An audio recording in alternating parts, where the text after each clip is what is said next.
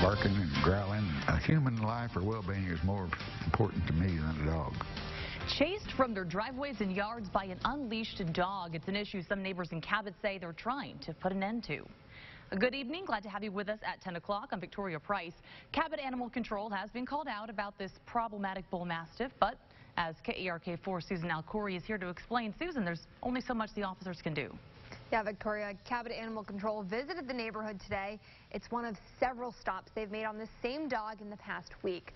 Officers haven't seen the dog being aggressive, but they did cite the owner for breaking the city's leash law.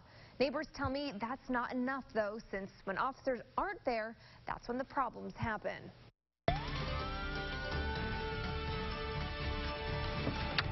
Getting in and out of his van isn't easy for Cal Rollins with his wheelchair. Something he wishes he could change after a close call with his neighbor's dog. Not walking, running, barking and growling. Rollins parks his van in the driveway of his Cabot home. He says last week he was trying to pull out the ramp so he could leave when his neighbor's bull mastiff charged him. I spent 3 years in Vietnam. I'm not afraid of anything. I'm up to here with it. My little grandson, it scared him to death. Rollins isn't alone. His neighbor Charles Cobb says the dog chased his daughter while she was standing in their yard. Look at this. Zoom in on the dog that ain't supposed to be there.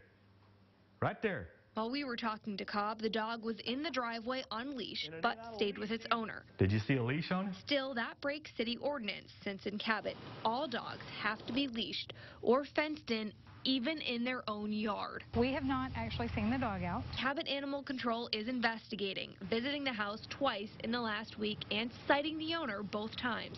It's different whenever you're with your own dog or it's in its own house, how it acts as opposed to when it's out just running around. Animal Control Officer Jenny Hightower says during her visit the dog wasn't aggressive, but dogs on the loose can be unpredictable. You know, it could end up being an issue.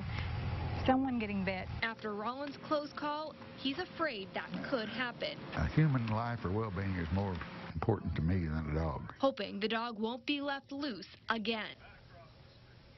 I talked to the owner of the bull mastiff. She did not want to go on camera, but says her dog is a rescue and that he would never hurt or chase anyone.